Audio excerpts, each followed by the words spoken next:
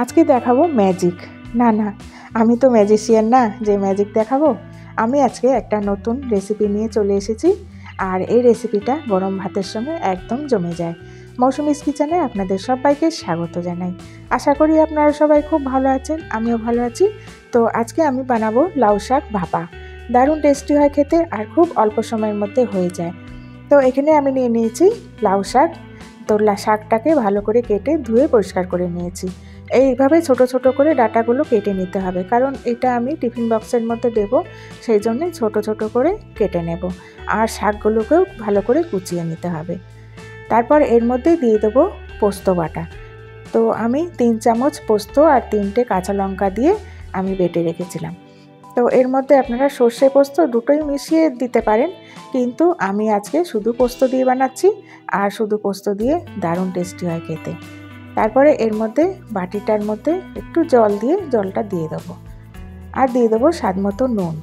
আর নুন আর পোস্তটাকে ভালো করে প্রথমে আমি মিশিয়ে নেব।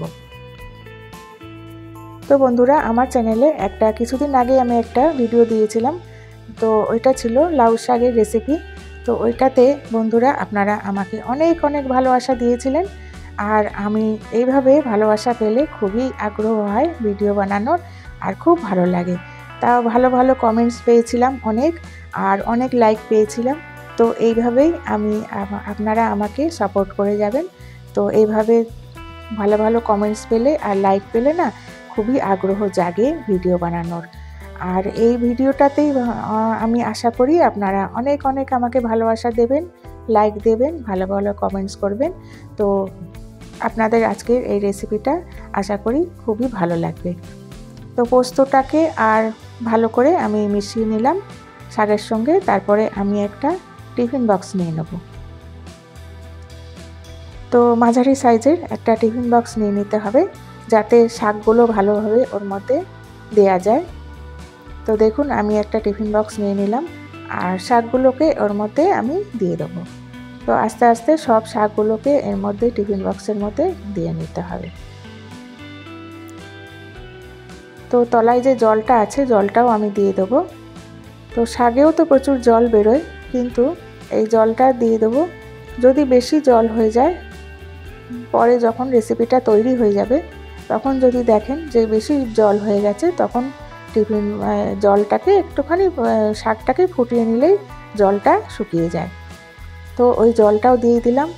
দিয়ে আমি এবার এর মধ্যে দিয়ে দেবো কাঁচা সর্ষের তেল।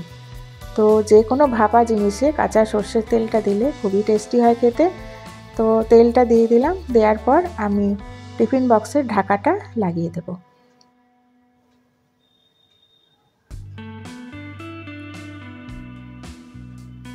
এবার আমি ঢাকাটা দিয়ে দিলাম।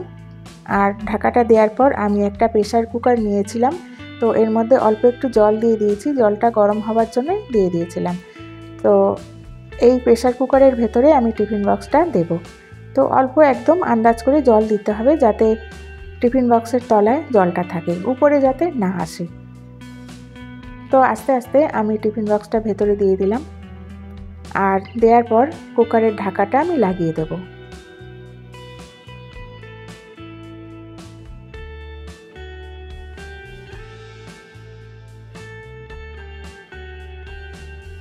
তো কুকারের ঢাকাটা আমি দেখুন লাগিয়ে নিচ্ছি, আর লাগিয়ে নেওয়ার পর 2 বা 3টে সিটি হলেই এই রেসিপিটা একদম রেডি হয়ে যায়।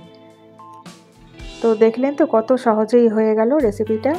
খুবই টেস্টি হয় খেতে, আর খুব অল্প সময়ের মধ্যে হয়ে যায়। তো দেখুন, দেখতে দেখতে একটা সিটি পড়ে গেল। আরেকটা সিটি পড়লে আমি গ্যাসটাকে অফ করে দেবো।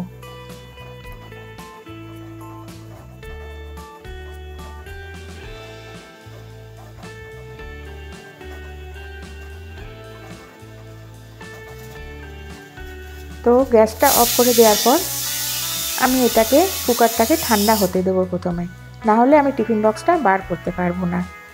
তো কুকারটা ঠান্ডা হয়ে যাওয়ার পর আমি টিফিন বক্সটা বার করে নিয়ে এসেছি। তো আপনাদের খুলে আমি দেখাচ্ছি যে কতটা সুন্দর হয়েছে। দেখুন কতটা লোভনীয় হয়েছে, গরম ভাতের সঙ্গে একদম জমে যায়। সবার খুবই পছন্দ হবে এই রেসিপিটা। একবার হলেও বন্ধুরা আপনারা বানিয়ে দেখবেন। তো তো আমার আজকের এই রেসিপিটা আপনাদের কেমন লাগলো আমাকে কমেন্টসে জানাতে ভুলবেন না। আর যদি নতুন বন্ধু হয়ে থাকেন তাহলে প্লিজ সাবস্ক্রাইব করে দেবেন। তো আমি আবার আসবো একটা নতুন রেসিপি নিয়ে।